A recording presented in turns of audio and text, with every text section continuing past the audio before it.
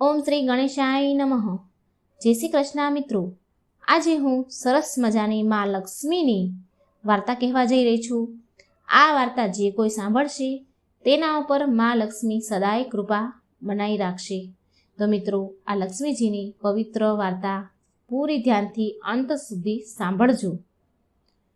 આ એક ભક્તિભાવની વાર્તા છે અને આ વાર્તામાંથી એવું શીખવા મળે છે કે જો આપણે કોઈ પણ ભગવાનની પૂરી શ્રદ્ધા ભાવથી આપણે એનું ભક્તિ કરીએ છીએ, પૂજા પાઠ કરીએ છીએ, તો ભગવાન તે પૂજા પાઠનું ફળ આપણને જરૂર આપે છે અને એ ક્યારેય નિષ્ફળ નથી જતું.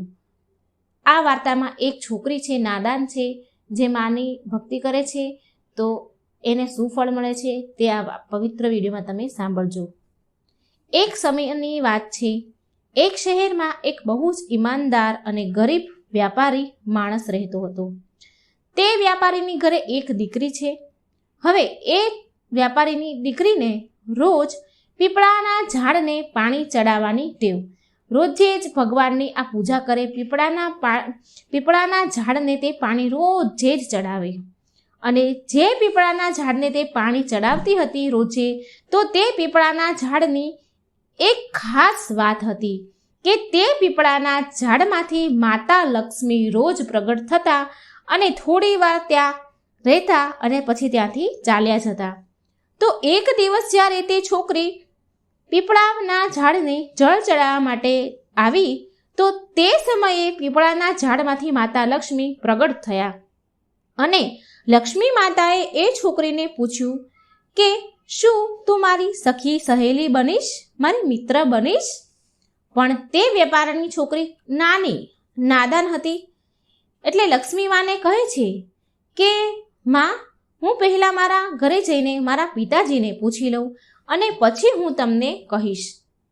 અને પછી તે વેપારીની છોકરી ઘરે આવે છે અને પછી તેના પિતાજીને આ વાત કહે છે કે પિતાજી, જ્યારે હું પીપળાના ઝાડને પાણી ચડાવી રહી હતી, તો તેમાંથી માં લક્ષ્મી પ્રગટ થયા અને માતા લક્ષ્મીએ મને કહ્યું કે શું તું મારી સખી સહેલી બનીશ, મારી મિત્ર બનીશ? તો મારે શું કરવું જોઈએ પિતાજી? તો મેં તેમને એવું કહ્યું માતાજીને કે હું મારા પિતાજીને પૂછીને આવું, પછી હું તમને કહીશ. તો પિતાજી મને કહો મારે શું કરવું જોઈએ? આ સાંભળી વ્યાપારી તેના પિતાજી ખૂબ ખુશ થયા અને બોલ્યા કે સ્વયં લક્ષ્મી માતાએ તને સખી બનાવવાનું કહ્યું? અરે દીકરી, આનાથી મોટું સૌભાગ્ય બીજું શું હોય કે માતા લક્ષ્મી તને સહેલી બનાવવા માંગે છે? બેટા, જા તું માતાજીને જઈને હા કહે છે કે હું તમારી સખી સહેલી બનીશ. અને બીજા દિવસે તે છોકરી પીપળાના ઝાડને પાણી ચડાવવા માટે જાય છે. અને જ્યારે તે પાણી ચડાવવા ગઈ ત્યારે ફરીથી મા લક્ષ્મી તે પીપળાના ઝાડમાંથી પ્રગટ થયા અને ફરીને મા લક્ષ્મીએ તે વ્યાપારીની દીકરીને પૂછ્યું કે બેટા, તું મારી સખી સહેલી બનીશ? ત્યાર પછી તે વ્યાપારીની દીકરી બોલી, હા મા લક્ષ્મી, હું તમારી સહેલી જરૂર બનીશ.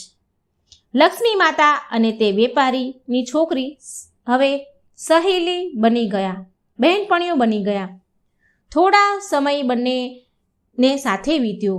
રોજ જે આ પાણી ચડાવવા જાય, માતાજી તેમાંથી પ્રગટ થાય અને રોજ જે બંને વાતો કરે અને બંને પાક્કી સહેલી બની ગઈ. એક દિવસ જ્યારે વ્યાપારીની છોકરી જળ ચડાવવા માટે ગઈ, તો ત્યારે લક્ષ્મી માતાએ વ્યાપારીની છોકરીને પૂછ્યું કે તું મારા ઘરે ભોજન કરવા માટે આવજે. હવે આ માતા લક્ષ્મી અને દીકરી એટલી બધી મિત્રતા બંને વચ્ચે બની ગઈ, ગાઢ મિત્રતા બની ગઈ. એટલે માતા લક્ષ્મીએ તેને ભોજન કરવા માટે તેના ઘરે આમંત્રિત કરી. હવે આ વાત તે છોકરીએ ઘરે જઈને તેના પિતાજીને કહ્યું. માતા લક્ષ્મી મને ઘરે બોલાવે છે જમવા માટે, તે તેના પિતાજીને કહે છે.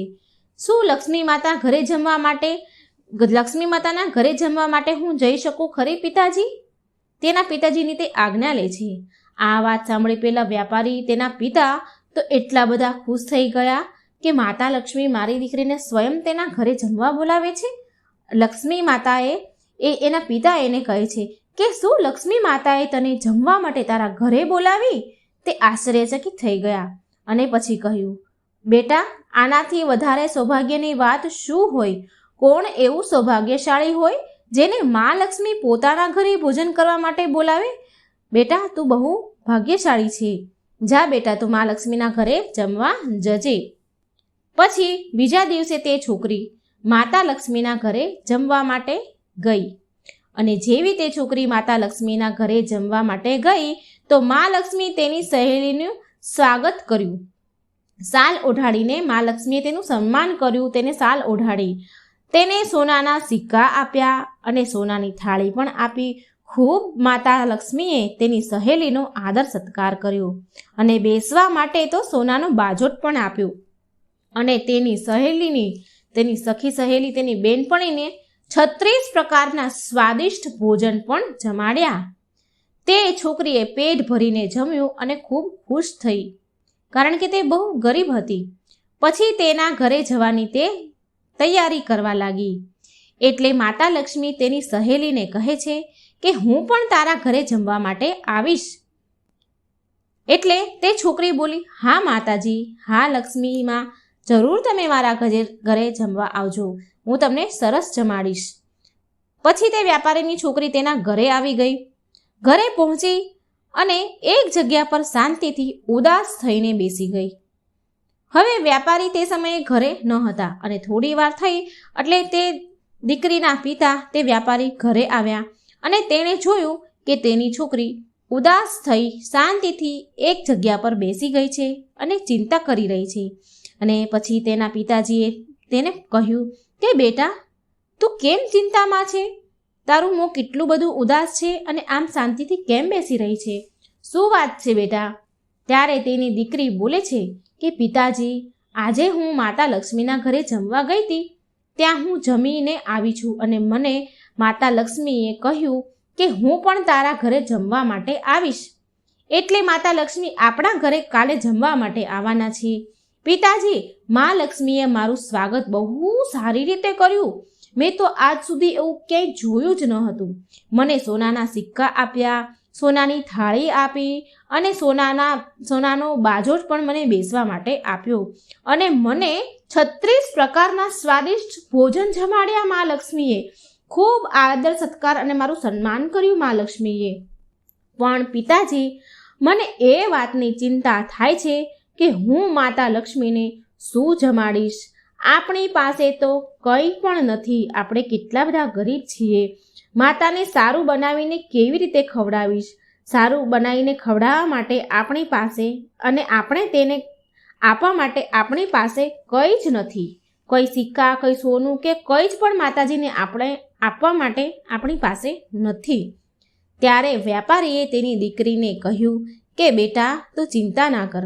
તું આપણા ઘરને છાણથી સારી રીતે પૂરા ઘરને લીપી નાખજે અને ખાસ કરીને પૂરા ઘરની સારી રીતે સાફ સફાઈ કરી નાખજે અને પછી એક દીવો પ્રગટાવજે જે ચારેય તરફથી પ્રગટતો હોય, ચારેય તરફથી એક દીવો જગતો હોય તેવો દીવો પ્રગટાવજે અને તે દીવો લક્ષ્મી માતાનું નામ લઈને પ્રગટાવજે અને એ દીવાને ચૂલા પાસે લઈને બેસી જજે.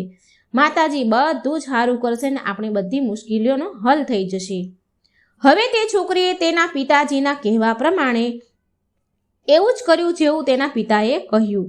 તે છોકરીએ પૂરા ઘરની સરસ સાફ સફાઈ કરી, પૂરા ઘરને છાણથી લીપી દીધું અને દીવો પ્રગટાવ્યો અને માતા લક્ષ્મીના નામનો દીવો હાથમાં લઈ અને એક હાથમાં લાડવો લઈ અને રસોઈના ચૂલા પાસે બેસી ગઈ. ચૂલો બહાર આંગણામાં ફળિયામાં હતો એટલે એ દીવો લઈ અને તે ચૂલા પાસે બેસી ગઈ.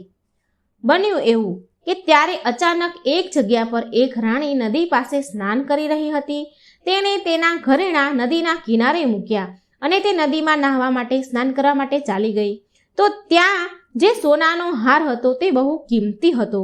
તે હારને ત્યાંથી એક ચીલે ઉઠાવી લીધો અને તે હાર ઉઠાવીને મોંમાં લઈને જઈ રહ્યો હતો. જ્યારે તે ચીલ હાર લઈને ઉડી રહ્યો હતો તો તેની નજર આ વ્યાપારીની છોકરી પર પડી અને તેના હાથમાં એક લાડવો હતો.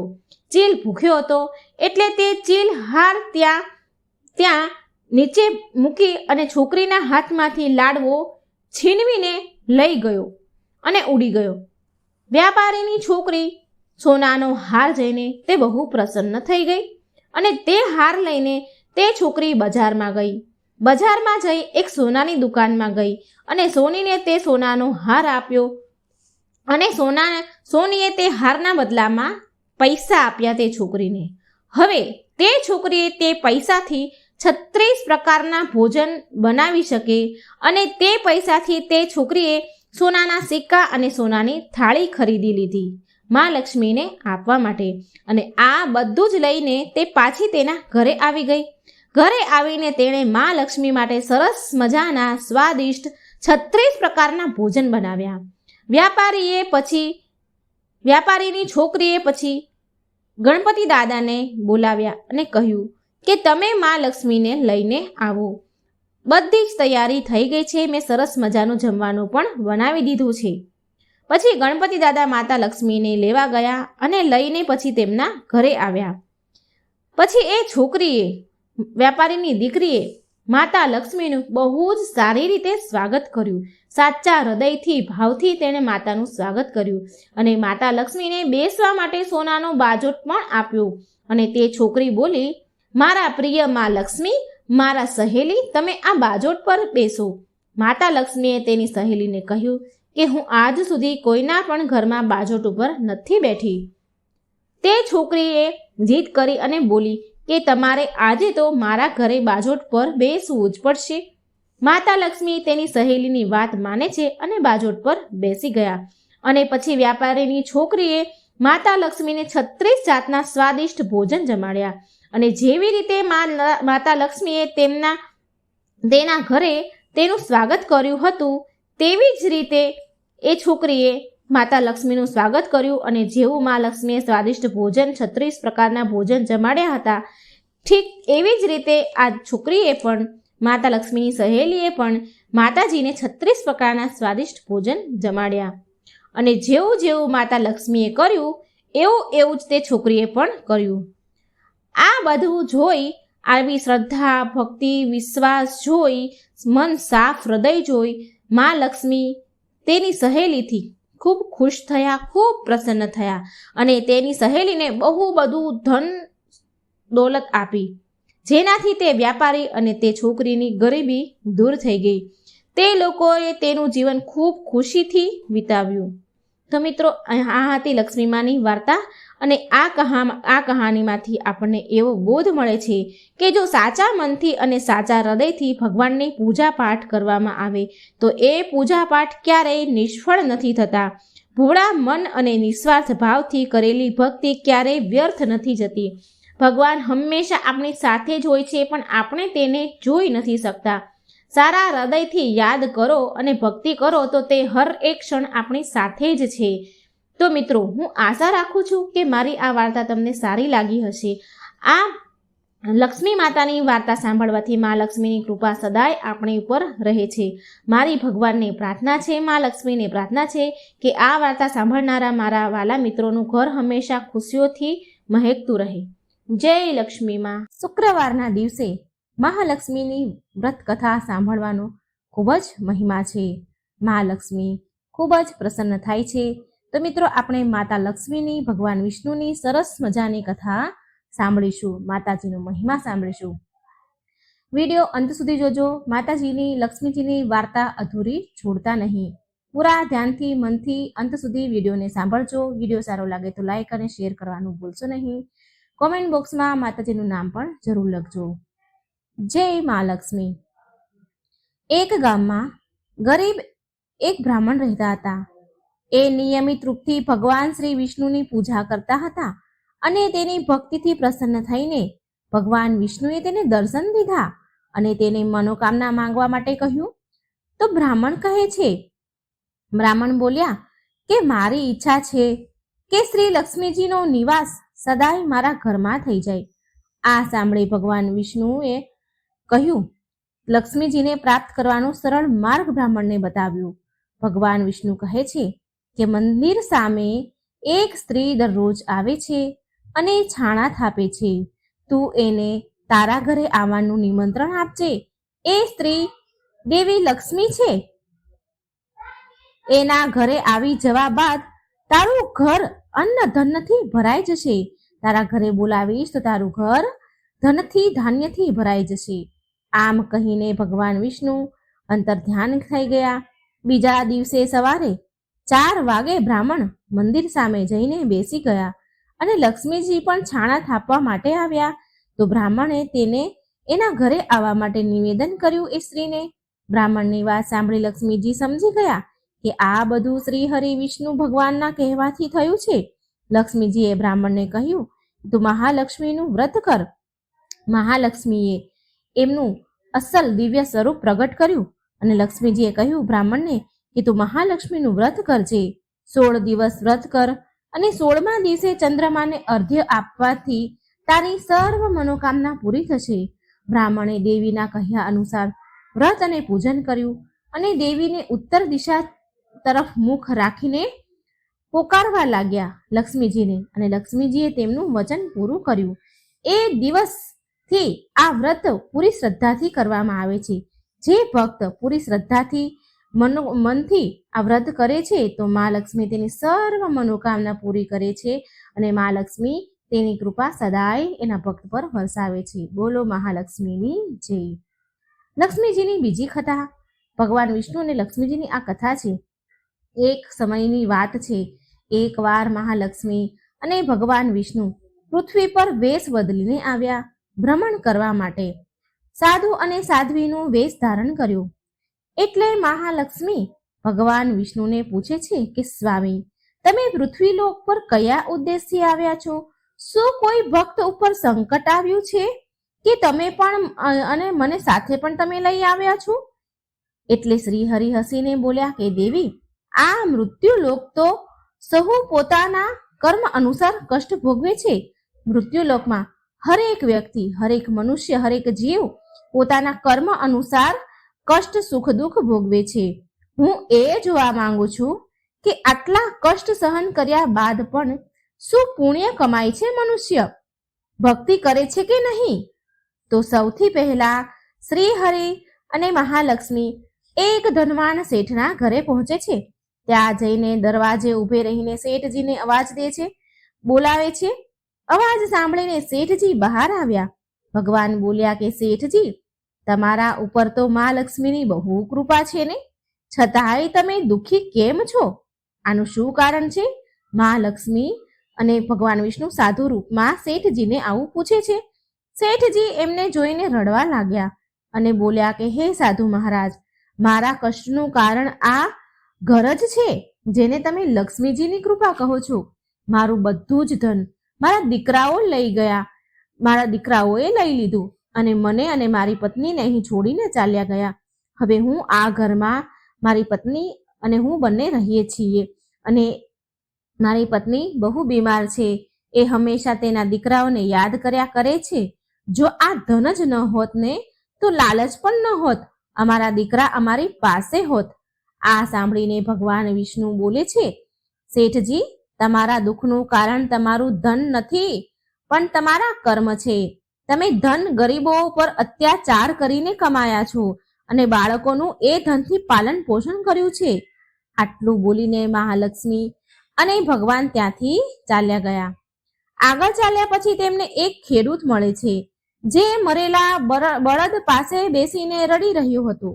મહાલક્ષ્મીએ તેને કહ્યું કે ભાઈ, તું કેમ રડી રહ્યો છે? ખેડૂત બોલ્યો કે ધનના લાલચના કારણે આ બળદ મરી ગયો છે.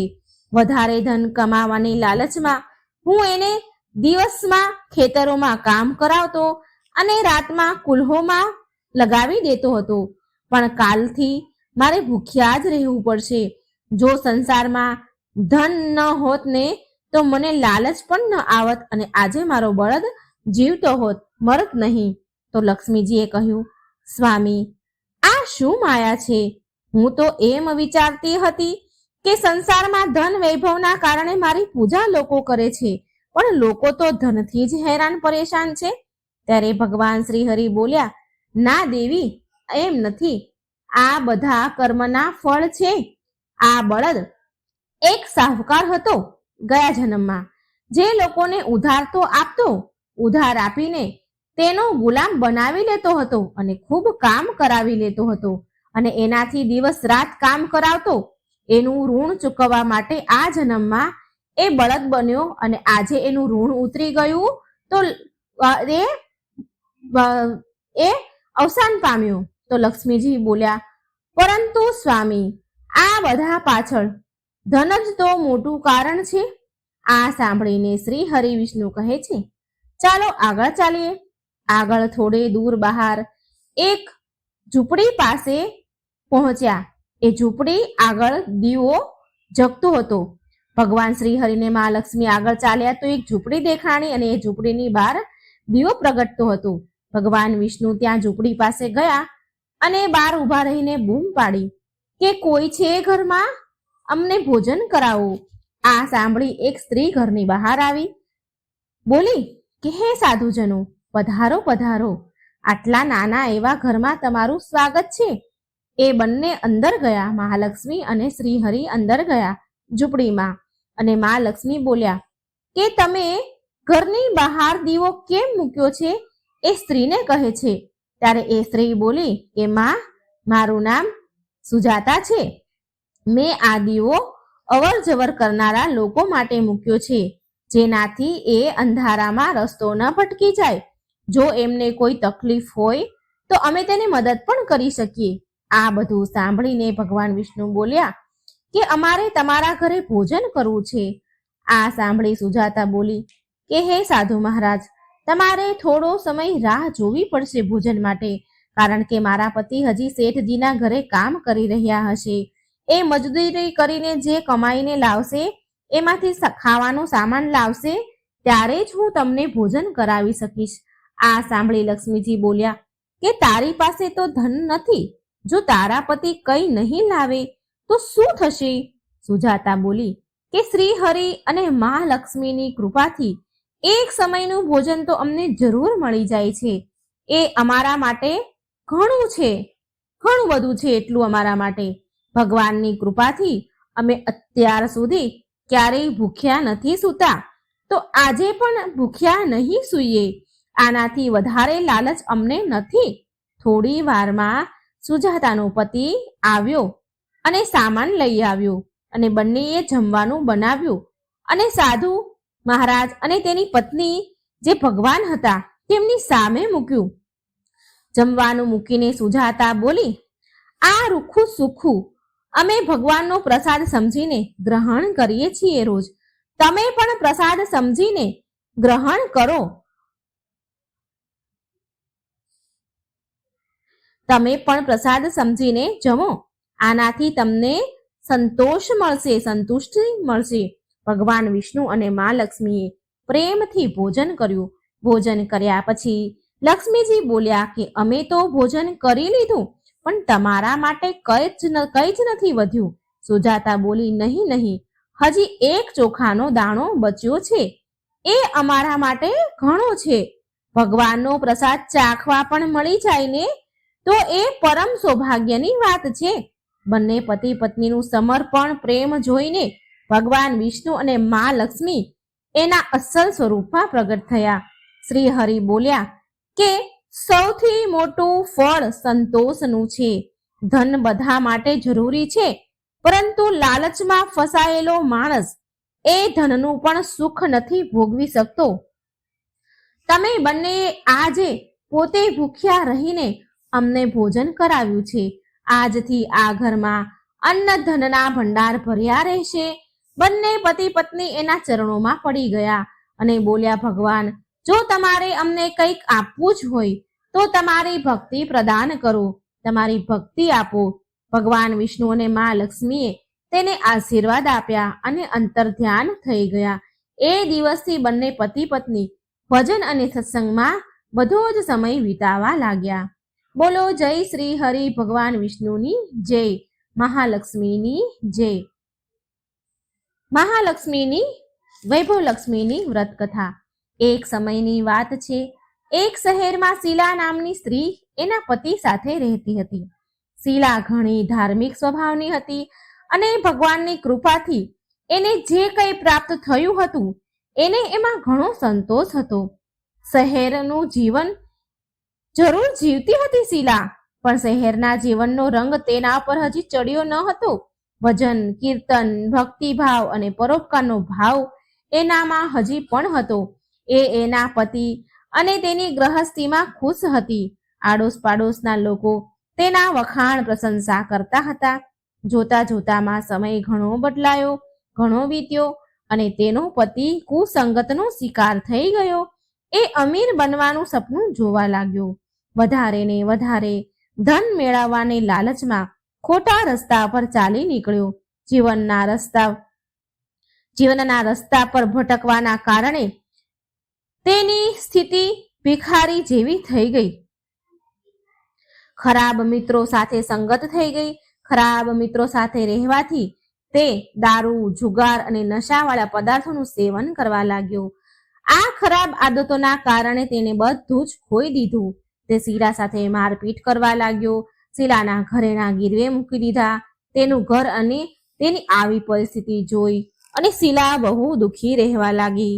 પરંતુ એ ભગવાન પર બહુ શ્રદ્ધા રાખતી હતી, ભગવાન પર વિશ્વાસ રાખવા વાળી હતી અને તેને ભગવાન પર બહુ વિશ્વાસ હતો. એક દિવસ બપોરના સમયમાં તેના ઘરના દરવાજે કોઈકે દરવાજો ખખડાવ્યો. એટલે શીલાએ દરવાજો ખોલ્યો તો સામે પાડોશના ડોશીમાં ઊભા હતા. માજીના ચહેરા ઉપર એક વિશેષ તેજ, પ્રેમ અને સ્નેહ હતો. એમના ચહેરા પર સ્નેહ છલકી રહ્યો હતો. દેવી જેવા દેખાતા હતા. શીલાએ માજીને ઘરની અંદર લાવી અને બેસવા માટે કહ્યું. માજી બોલ્યા, કેમ શીલા, મને ઓળખી નહીં તું? દર શુક્રવારે લક્ષ્મીજીના મંદિરે ભજન કીર્તન કરવા માટે તું આવતી હતી ને? એ સમયે ત્યાં હું આવું છું. છતાં પણ શીલા કંઈ સમજી નહીં. પછી એ માજી બોલ્યા, શીલા, તું બહુ દિવસથી મંદિર કેમ નથી આવી? તો હું તને જોવા આવી છું. તને મેં બહુ દિવસથી મંદિરમાં જોઈ નહીં, તો હું તને જોવા આવી. માજીના અતિ પ્રેમ ભર્યા શબ્દથી શીલાનું હૃદય પીગળી ગયું. માજીના સરસ પ્રેમના વ્યવહારથી શીલાને ઘણી શાંતિ મળી અને શીલાએ તે માજીને તેના ઘરની પરિસ્થિતિની બધી જ વાત કરી, બધું સંભળાવ્યું. આ બધું સાંભળીને માજી બોલ્યા, મા લક્ષ્મી તો પ્રેમ અને કરુણાનો અવતાર છે. તેમના ભક્તો પર હંમેશા મમતા રાખે છે. માટે તું ધીરજ રાખ અને માતા લક્ષ્મીનું વ્રત કર. આનાથી બધું જ સારું થઈ જશે. શીલાના પૂછવા પર માજીએ તેને વ્રતની બધી જ વિધિ કહી. માજી બોલ્યા, બેટા, મા લક્ષ્મીનું આ વ્રત બહુ સરળ છે. આ વ્રતને વૈભવ લક્ષ્મી વ્રત કહેવાય છે. આ વ્રત કરવાવાળાની બધી જ મનોકામના પૂરી થાય છે અને એ સુખ સંપત્તિ અને તેને યશ પ્રાપ્ત થાય છે. તે દિવસે વ્રતનો સંકલ્પ કર્યો. શીલા આંખો બંધ કરીને બોલી, તો આંખો ખોલી તો કોઈ સામે હતું નહીં. એ વિચારવા લાગી કે આ માજી ક્યાં ગયા? એ માજી બીજા કોઈ નહીં પણ સાક્ષાત માતા લક્ષ્મી હતા. બીજા દિવસે શુક્રવાર હતો તો સવારે વહેલા ઉઠી સ્નાન કરીને સ્વચ્છ વસ્ત્ર પહેરીને શીલાએ માજીના કહ્યા પ્રમાણે પૂરા મનથી વૈભવ લક્ષ્મીનું વ્રત કર્યું. અંતે પ્રસાદનો ભોગ લગાવ્યો. આ પ્રસાદ શીલાએ સૌથી પહેલા એના પતિને આપ્યો, તેના પતિને ખવડાવ્યો. પ્રસાદ ખાતાની સાથે તેના પતિના સ્વભાવમાં ઘણો બધો ફરક પડી ગયો. તેણે શીલાને મારકૂટ કરવાનું બંધ કર્યું અને હેરાન પણ ન કરી. તેના મનમાં વૈભવ લક્ષ્મી વ્રત માટે શ્રદ્ધા વધી ગઈ. શીલાએ પૂરી શ્રદ્ધા અને ભક્તિથી 21 શુક્રવારનું વ્રત પૂર્ણ કર્યું. 21મા શુક્રવારે કહ્યા પ્રમાણે ઉદ્યાપન વિધિ કરીને 7 સ્ત્રીઓને વૈભવ લક્ષ્મી વ્રતની 7 પુસ્તકો ઉપહારમાં આપ્યા. પછી માતા લક્ષ્મીના ધન લક્ષ્મીના સ્વરૂપની છબીને વંદન કરીને માને મનમાં તે પ્રાર્થના કરવા લાગી. ધન લક્ષ્મી સ્વરૂપની છબીને વંદન કરી અને પ્રાર્થના કરવા લાગી કે હે મા ધનલક્ષ્મી, મેં તમારું વૈભવ લક્ષ્મીનું વ્રત કરવાની માનતા કરી હતી. એ વ્રત આજે મેં પૂર્ણ કર્યું છે. મારી બધી જ વિપત્તિ સંકટ દૂર કરો માં. અમારું બધાનું કલ્યાણ કરજો. જેને સંતાન ન હોય તેને સંતાન આપો. સૌભાગ્યવતી સ્ત્રીને અખંડ સૌભાગ્ય આપો, કુંવારી દીકરીને મનગમતો ભરથાર આપો. તમારું આ ચમત્કારી વૈભવ લક્ષ્મી વ્રત જે પણ સ્ત્રી કરે તેની બધી જ વિપત્તિ દૂર કરો, બધાને સુખ સંપત્તિ આપો. આવું બોલીને લક્ષ્મીજીના ધનલક્ષ્મી સ્વરૂપની છબીને શીલાએ પ્રણામ કર્યા. વ્રતના પ્રભાવથી શીલાનો પતિ સારો બની ગયો. સારો કુસંગત એણે છોડી દીધી, બધો નશો કરવાનો છોડી દીધો અને મહેનત કરી, તનતોડ મહેનત કરીને ધન કમાવા લાગ્યો. અને શીલાના ગીરવે મૂકેલા ઘરેણા પણ એણે છોડાવી દીધા.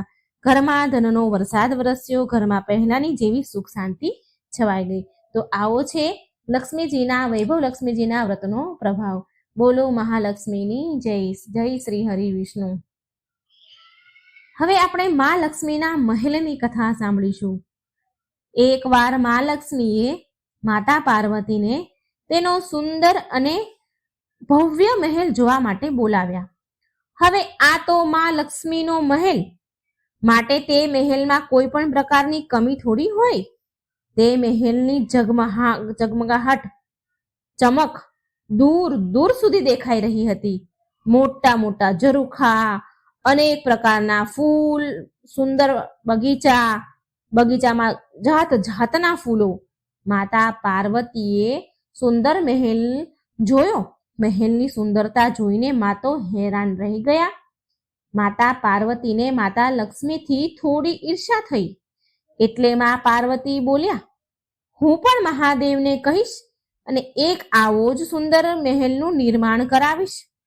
માતા લક્ષ્મીએ પાર્વતીજીને મજાક ઉડાડતા કહ્યું કે મહાદેવ તો ગળામાં સાપ લપેટીને ફરે છે, શરીર પર રાખ ચોપડીને ભભૂત ચોપડીને રહે છે અને ભાંગ પીધા કરે છે, બરફના ડુંગરા પર ફર્યા કરે છે.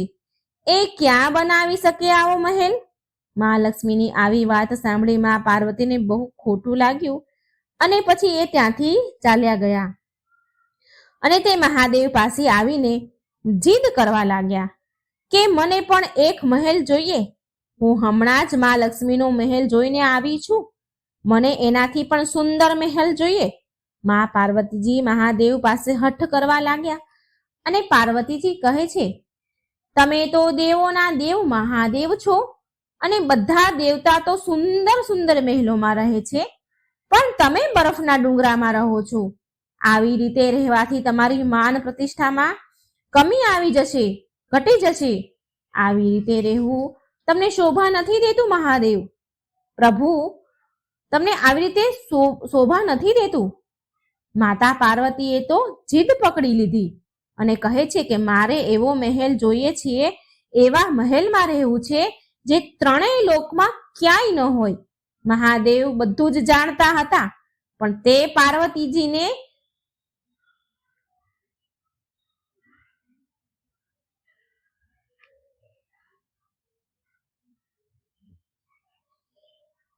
પાર્વતીજીની વાત માનતા ન હતા. મહાદેવ કહે છે, અરે દેવી, હું તો યોગી છું, હું મહેલમાં ચેનથી નહીં રહી શકું. મને તો આવી રીતે જ રહેવામાં આનંદ આવે છે. પણ મા પાર્વતી માન્યા નહીં અને છેવટે મહાદેવને તો ઝૂકવું જ પડ્યું. સ્ત્રી હઠ આગળ કોનું ચાલે? મહાદેવ મહેલ બનાવવા માટે વિશ્વકર્માજીને બોલાવ્યા અને તેમને એવો મહેલ બનાવવાનું કહ્યું કે જેની બરાબરી ત્રણેય લોકમાં ક્યાંય ન થાય, ક્યાંય ત્રણેય લોકમાં એવો મહેલ ન હોય. વિશ્વકર્માજી મહેલ બનાવવા માટે જગ્યા શોધવા લાગ્યા. શોધતા શોધતા તેમને એક એવી જગ્યા મળી જે ચારેય બાજુથી પાણીથી ઢંકાયેલી હતી અને વચ્ચે 3 સુંદર પર્વત દેખાઈ રહ્યા હતા અને તે જગ્યા સુંદર ફૂલો અને વનસ્પતિઓથી ભરેલી હતી. મિત્રો, આ બીજી કોઈ પણ નહીં પણ લંકા હતી. વિશ્વકર્માજી તેમના કામમાં તો લાગી ગયા અને વિશ્વકર્માજીએ થોડા જ સમયમાં સુંદર મહેલ તૈયાર કરી દીધો. તેની સુંદરતા તો અપાર હતી. પૂરો મહેલ સોનાથી બન્યો હતો. મોટા મોટા સોનાના ઝરૂખા, સુંદર સુંદર બાગ બગીચા. મહેલ એટલો બધો સુંદર હતો કે જે પણ તેને અંદર જાય, જે પણ તે મહેલને જુએ તે તેના વખાણ કરતા જ ન થાકે. માતા પાર્વતીએ ગૃહ પ્રવેશનું મુહૂર્ત નીકાળ્યું. બધા દેવી દેવતાઓને બોલાવવામાં આવ્યા અને ગ્રહ પ્રવેશની પૂજા માટે તેમણે રાવણને બોલાવ્યો. કારણ કે રાવણ બહુ વિદ્વાન પંડિત હતો. રાવણે ગ્રહ પ્રવેશની પૂજા પૂરી વિધિ વિધાનથી કરાવી. પૂજા સમાપ્ત થયા પછી ભોળાનાથે રાવણને દક્ષિણા માંગવાનું કહ્યું અને રાવણના મનમાં પણ લાલચ આવી ગઈ અને આ રાવણ પણ તે સોનાના મહેલને જોતો જ રહી ગયો હતો. રાવણ બોલ્યો, મને તો દક્ષિણામાં આ મહેલ જ જોઈએ છે. પાર્વતીજી આ સાંભળીને બહુ દુઃખી થઈ ગયા અને સાથે તેમને બહુ જ ક્રોધ આવી રહ્યો હતો. મા પાર્વતી બોલ્યા, રાવણ, તે મને બહુ દુઃખી કરી છે. મેં કેટલી હઠ કરીને મહાદેવ પાસે આ મહેલ બનાવડાવ્યો અને તે આ મહેલ જ મારી પાસેથી માંગી લીધો. જે મારું અરમાન હતું, મારું સપનું હતું, મારી ઈચ્છા હતી, એ જ તે માંગી લીધું. મા પાર્વતી કહે છે, રાવણ, તું કઈ બીજું પણ માંગી શકતો હતો, પણ તે મહેલ માંગીને મારું સપનું તોડી નાખ્યું. માને બહુ ક્રોધ આવ્યો. બહુ ક્રોધમાં આવીને મા પાર્વતીજી રાવણને શ્રાપ આપે છે કે મહાદેવનો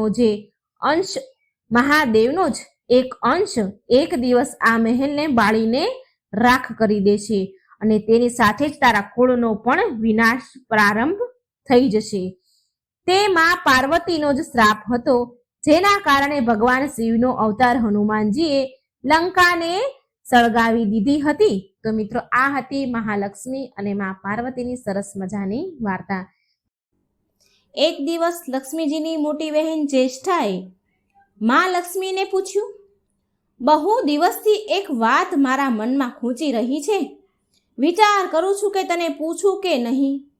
એટલે મા લક્ષ્મી કહે છે, બોલો મોટી બહેન, તમારા મનમાં એવી તે શું વાત છે? તારા મનમાં જે પણ વાત હોય, જે પણ સવાલ છે, નિસંકોચ મને પૂછી લે. આમ પણ કોઈ પણ વાત મનમાં ન રાખવી જોઈએ. તેનું સમાધાન કરી લેવું જ એ જ બુદ્ધિમત્તા છે, બુદ્ધિમાની છે. આમ હસીને મા લક્ષ્મી મોટી બહેનને કહે છે. એટલે મા લક્ષ્મીની મોટી બહેન જ્યેષ્ઠા બોલે છે, કુલક્ષ્મી છે જેનું નામ, હું હંમેશા વિચાર કરતી રહું છું કે સુંદરતામાં તો આપણે બંને બરાબર છીએ અને છતાં પણ ઘણા લોકો તારો આદર સત્કાર કરે છે. બધા લોકો તારો આદર સત્કાર કરે છે, તને માન આપે છે અને હું જ્યાં પણ જાઉં ત્યાં ઉદાસી છવાઈ જાય છે. મારે લોકોની નફરત, ઘૃણા અને ક્રોધનો શિકાર થવું પડે છે. જો કે આપણે બંને સગી બહેનો છીએ, તો પછી આમ કેમ?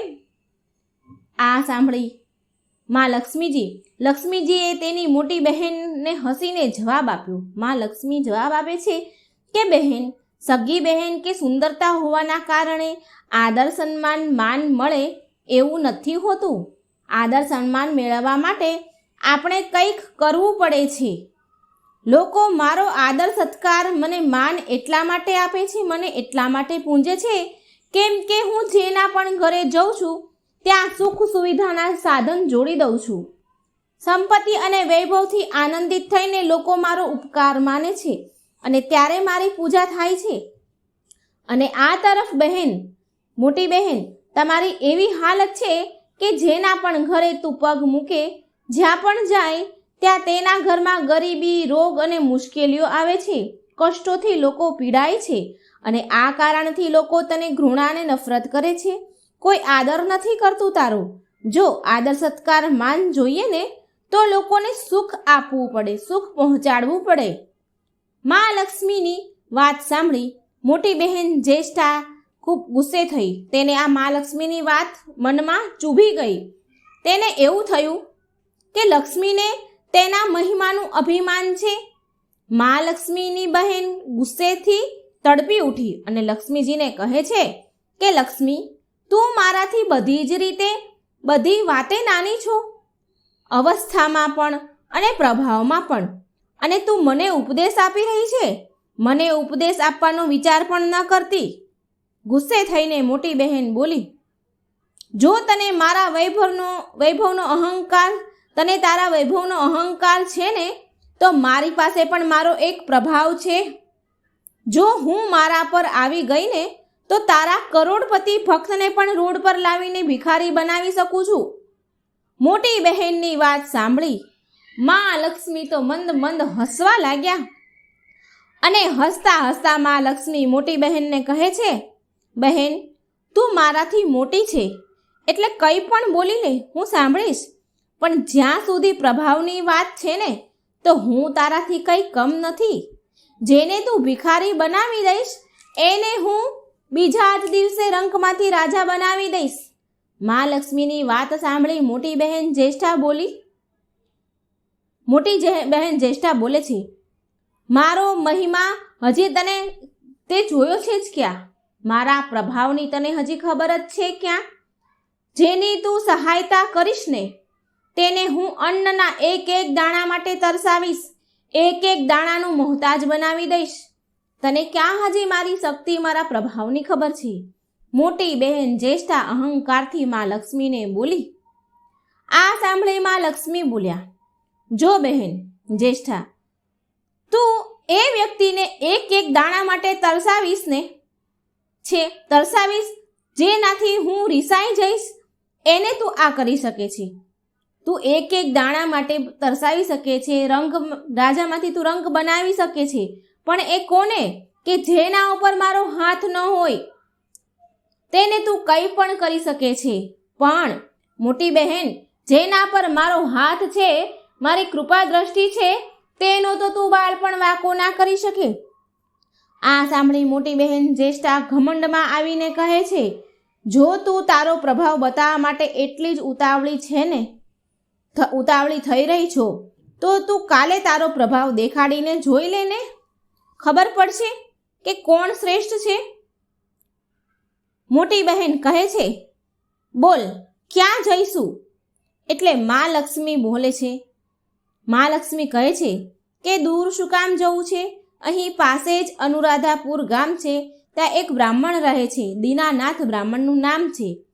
તે બ્રાહ્મણ રોજ વિષ્ણુ ભગવાન શ્રી હરિની મંદિરમાં પૂજા કરવા જાય છે અને તે મારો પાકો ભક્ત પણ છે. તેના પર આપણે પોતપોતાનો મહિમા પ્રભાવ બતાવીશું એટલે ખબર પડશે. એટલે આ સાંભળી મોટી બહેન જ્યેષ્ઠા ઘમંડથી બોલી, અહમથી બોલી, હાથ ઝાટક્યો અને બોલી, ઠીક છે લક્ષ્મી, કાલે જોઈ લેજે, તારું માથું ઝૂકી જશે. આમ કહીને એ તો ચાલી ગઈ અને મા લક્ષ્મી ત્યાં જ ઊભા રહ્યા અને મોટી બહેનના આવા ક્રોધને અહંકારથી માં હસવા રહ્યા. બીજા દિવસ થયો એટલે બંને બહેનો અનુરાધાપુર ગામમાં ગયા. ત્યાં વિષ્ણુ ભગવાનના મંદિરમાં પહોંચી ગયા. તેમણે વેશ બંને બદલી નાખ્યો. સાધારણ સ્ત્રીનું રૂપ બંને બહેનોએ લઈ લીધું અને એ વિષ્ણુ ભગવાનના મંદિર પાસે બેસી ગઈ બંને બહેનો. આવતા જતા બધા જ લોકોની નજર તો તે બંને બહેનો પર પડે છે, પણ કોઈ ખાસ ધ્યાન નથી આપતું, કારણ કે ધ્યાન દેવાવાળી કોઈ વાત ન હતી. એટલે કે કારણ કે એક મંદિર હતું તે, અને મંદિરમાં તો રોજ દિન દુખિયા આવતા જ રહે છે, અને આ બંને બહેનોએ સાધારણ રૂપ લીધું હતું. ત્યાં આવવાવાળા કોઈને કોઈ પરેશાનીઓથી ઘેરાયેલા રહેતા હતા, તો પછી તે લોકોની બીજાની તકલીફનું શું ભાન હોય.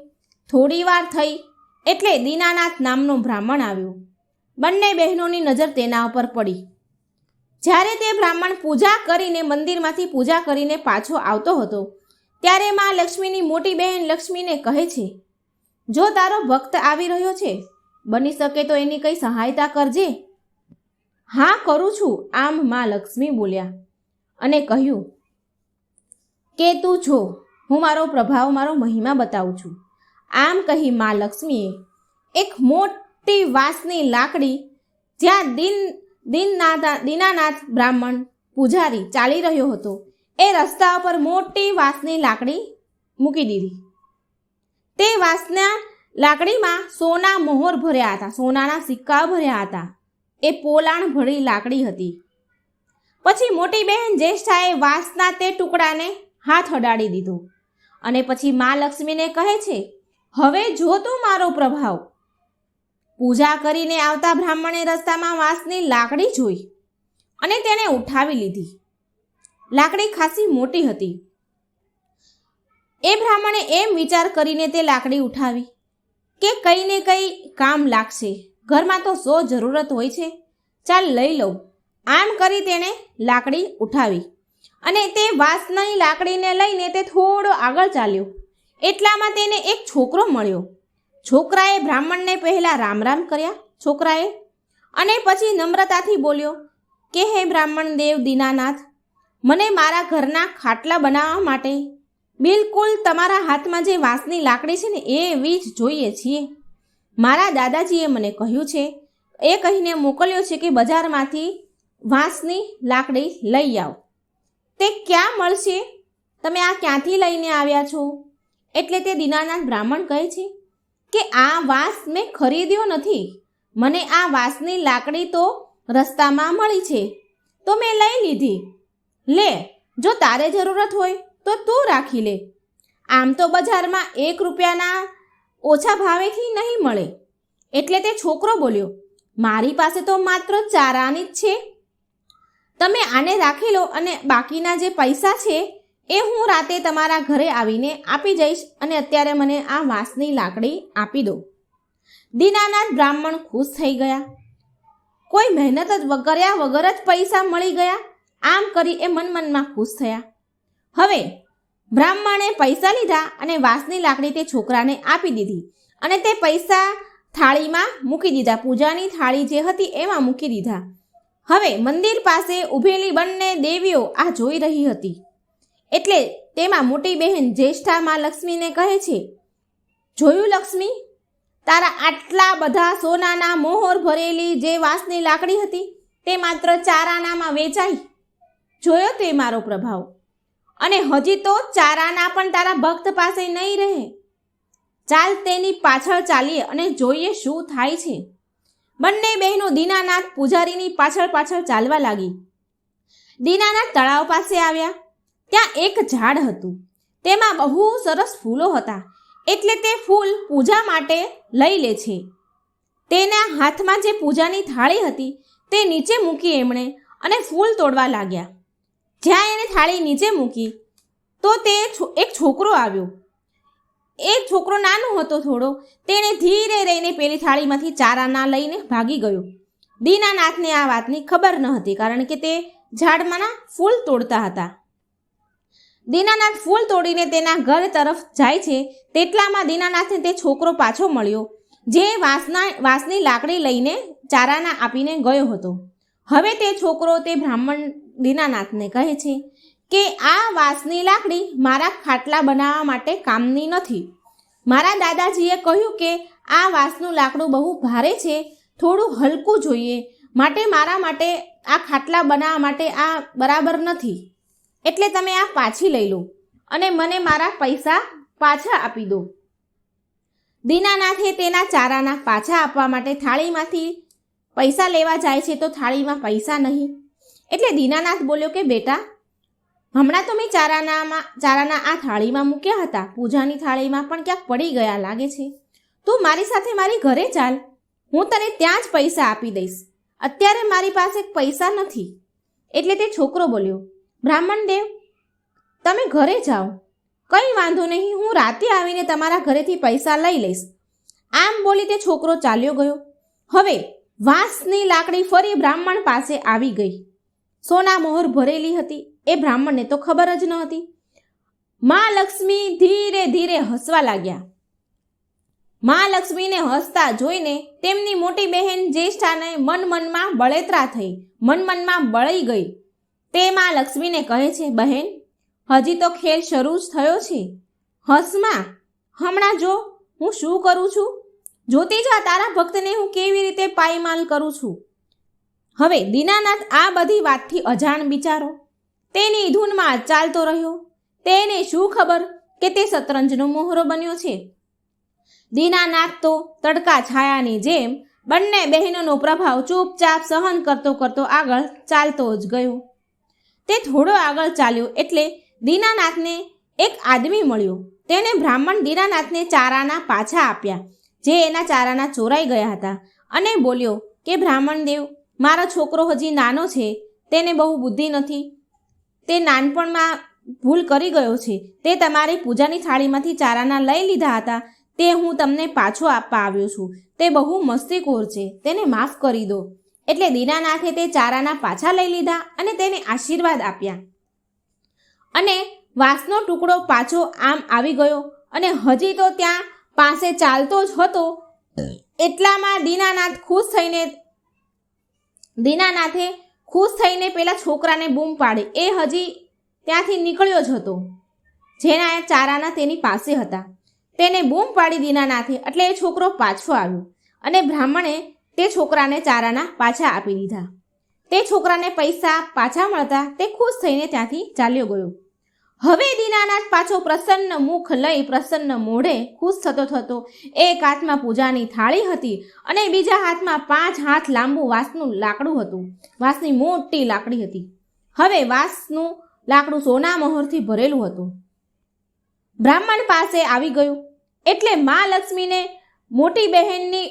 લક્ષ્મીથી મોટી બહેનને બળતરા થવા લાગી. મા લક્ષ્મીનો મહિમા, એનો પ્રભાવ જોઈ મોટી બહેન જ્યેષ્ઠા બળવા લાગી, કારણ કે દીનાનાથ પાસે તે સોના મોહરનું લાકડું પાછું આવી ગયું અને દીનાનાથને તો લાભ થઈ ગયો. હવે આ મોટી બહેન જોઈ ન શકી, મનમાં ઝેર કરવા લાગી.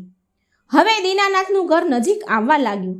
મોટી બહેન જ્યેષ્ઠાને કોઈ ઉપાય મળ્યો નહીં તેને હેરાન કરવાનો, એટલે તેણે દીનાનાથને મારવાનો વિચાર કરી લીધો. તેણે મા લક્ષ્મીને કહ્યું, લક્ષ્મી, હું ધન સંપત્તિ તો છીનવી જ લઉં છું, પણ સાથે સાથે તારા ભક્તના પ્રાણ પણ હું લઈ લઈશ. જો તું કઈ રીતે હું એને તડપાવીને મારું છું. મોટી બહેન જ્યેષ્ઠા મા લક્ષ્મીને આવું કહે છે. પણ મા લક્ષ્મીની મોટી બહેનની આવી વાત જોઈ મા લક્ષ્મીને કંઈ જ ફરક પડ્યો નહીં. મા લક્ષ્મીની મોટી બહેને તરત જ સાપનું રૂપ લઈ લીધું અને દોડીને ગઈ બ્રાહ્મણ જ્યાં જતો હતો એ રસ્તા પર. પણ આ જોઈને મા લક્ષ્મીને જરા પણ ગભરાહટ ના થઈ. મા લક્ષ્મી તો આમ ઊભા રહીને હસતા જ રહ્યા. દીનાનાથે સાપને જોયો. રસ્તામાં જતો હતો એ સાપને જોયો અને તે ચોંકી ગયો. તે ડરવા લાગ્યો. એક સાપ ફેણ ચડાવીને ફૂફાડા મારીને ત્યાં બેઠો છે રસ્તામાં. પ્રાણ તો બધાને જ વાલા હોય. ઉપાય મળતા બધા પોતાને સંકટમાંથી બચાવી જ લે છે. દીનાનાથે પણ બ્રાહ્મણે તે રસ્તો છોડી દીધો જ્યાં સાપ હતો અને બીજા રસ્તે ચાલવા લાગ્યો. પણ સાપ ફરી ત્યાં આડો ઉતર્યો જ્યાં દીનાનાથ ચાલે છે. પણ સાપ બનેલી મા લક્ષ્મીની બહેન જ્યેષ્ઠા તેને ક્યાં છોડવાની હતી? એ તો એ ગરીબના પ્રાણની તરસી હતી. તે સાપ દીનાનાથની આગળ પાછળ દોડતો રહ્યો. આમ તેમ તે દીનાનાથની આસપાસ જ ફરતો રહે. દીનાનાથ બહુ ગભરાઈ ગયો, ખૂબ ડરી ગયો અને હાથ જોડીને કહેવા લાગ્યો કે નાગ દેવતા, તમારું મેં કંઈ જ બગાડ્યું નથી, તમે શાંતિથી અહીંથી ચાલ્યા જાઓ. કેમ નાગદેવ મારા જેવા ગરીબની પાછળ પડ્યા છો, મને હેરાન કરી રહ્યા છો? કોઈ કારણ વગર કોઈ બ્રાહ્મણને હેરાન કરવું સારી વાત નથી. પણ એ સાપ તો જ્યેષ્ઠા કુલક્ષ્મીનું રૂપ હતું, જે દીનાનાથને કોઈ પણ રીતે કરડવા માંગતી હતી, પ્રાણ લેવા માંગતી હતી. દીનાનાથની પ્રાર્થનામાં એણે કંઈ ધ્યાન ન આપ્યું અને એ સાપ બસ ગુસ્સે થઈને ફૂફાડા જ મારતો રહ્યો. જ્યારે દીનાનાથની પ્રાર્થના અને કોશિશ કરી એને સાપ ભગાવવાની, પણ કોઈ અસર થયું નહીં. પછી દીનાનાથને થયું કે હવે સંઘર્ષ કરવો જ પડશે, નહીં તો આ મારો જીવ લઈ લેશે. આમ વિચારી દીનાનાથે તેના પ્રાણની રક્ષા માટે તેના હાથમાં જે વાંસની લાકડી હતી તે ભરપૂર જોર લગાવ્યું, ખૂબ જોર લગાવ્યું અને તે સાપ ઉપર મારી. સાપને તે વાંસ વાગ્યો અને જમીન પર પછડાતા વાંસના 2 ટુકડા થઈ ગયા અને તે વાંસના ટુકડામાં ભરેલા સોનાના સિક્કા ખખડીને જમીન પર પડ્યા, જેમ કે એવા ખખડ્યા કે જેમ માં લક્ષ્મી હસી રહ્યા છે. આ જોઈ દીનાનાથ તો હેરાન થઈ ગયો. મોઢામાં તો પહેલા ચીસ નીકળી ગઈ, કારણ કે આટલું બધું સોનું જોઈને કોણ હેરાન ના થઈ જાય? કોણ જોઈનારે? આંખો ફાડીને તે તો ઊભો જોતો જ રહ્યો. તે સોનાના સિક્કાના મોહરને જોતો જ રહી ગયો અને એક પલ તો તે દીનાનાથ સાપને ભૂલી જ ગયો. થોડી વાર પછી તેની નજર સાપ ઉપર પડી તો સાપને લાકડી વાગવાથી તે લોહી લુહાણની અવસ્થામાં આવી ગયો હતો, લોહી લુહાણ થઈ ગયો અને ઘાસ અને જે ઝાડીઓ હતી તે ઝાડી તરફ તે ભાગીને જઈ રહ્યો હતો.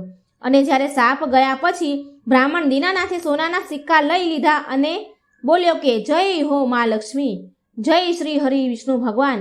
આજે મારી જિંદગી ભરની દરિદ્રતા દૂર થઈ ગઈ. માં લક્ષ્મી, તમારો મહિમા કોણ જાણી શકે? હવે માં તમારી ઘરે બેસીને જ હું પૂજા પાઠ કરીશ. અને પછી જલ્દી બધું જ સોનું ભેગું કર્યું અને તેની ધોતીમાં બાંધી લીધું અને ફટાફટ ઘરે જવા ચાલ્યો ગયો. હવે એક ઝાડના છાયા નીચે ઊભેલા માં લક્ષ્મી અને તેની મોટી બહેન. માં લક્ષ્મી તેની મોટી બહેન જ્યેષ્ઠાને પૂછી રહ્યા છે, કહી રહ્યા છે કે બોલો મોટી બહેન, તમારા શ્રેષ્ઠ હોવાનો, તમારા મોટા હોવાનો તમને શો લાભ મળ્યો? શું ક્યાં ગયો તમારો પ્રભાવ? હાંફતા માં લક્ષ્મીની બહેન જ્યેષ્ઠાને કહ્યું. માં પેલીને વાગ્યું હતું, જ્યેષ્ઠા મોટી બહેન એટલે તો એ હાંફી રહ્યા હતા. અને માં લક્ષ્મી એને કહી રહ્યા છે કે કોઈ એમ જ શ્રેષ્ઠ નથી બનતું. શ્રેષ્ઠતા કોઈને કંઈ આપવાથી મળે છે, કોઈને હેરાન કરવાથી નહીં. કોઈની પાસેથી કંઈ છીનવાથી શ્રેષ્ઠતા નથી મળતી.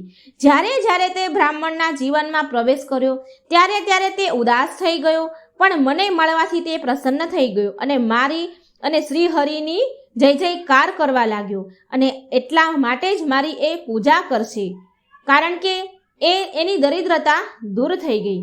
તો શ્રેષ્ઠતા એમ જ નથી મળતી. કોઈને કંઈ આપવાથી, કોઈને પ્રસન્ન કરવાથી શ્રેષ્ઠતા મળે છે. જ્યેષ્ઠા મોટી બહેન માં લક્ષ્મીની ઉદાસ થઈને ઊભી વાત જ સાંભળતી રહી અને માં લક્ષ્મી સામે તેણે માથું ઝુકાવી દીધું. તો મિત્રો, આ હતી માં લક્ષ્મી અને એમની મોટી બહેન જ્યેષ્ઠા કુલક્ષ્મીની વાર્તા. તો મિત્રો, જો મારી વાર્તા સારી લાગી હોય તો મારી ચેનલને લાઈક, સબસ્ક્રાઈબ અને શેર જરૂર કરજો. જય શ્રી કૃષ્ણ. રાધે રાધે. Thank you.